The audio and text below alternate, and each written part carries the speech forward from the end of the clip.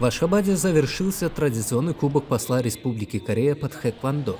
В этом году за звание сильнейших боролись 180 спортсменов от 7 до 17 лет со всех уголков Туркменистана. Соревнования, организованные Национальным центром тхэквондо совместно с посольством Кореи, прошли на базе Центра боевых искусств Олимпийского городка.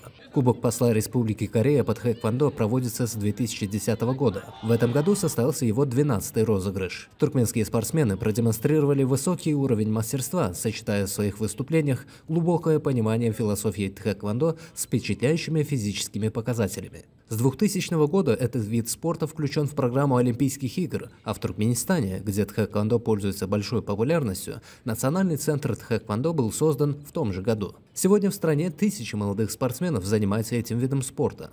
Моя команда — это моя вторая семья. Мы всегда поддерживали друг друга, вместе радовались победам и переживали поражения. Восьмилетние тренировки привели меня к золотой медали. Финальный бой был настоящим испытанием на прочность. Когда судья поднял мою руку, я испытал невероятный восторг.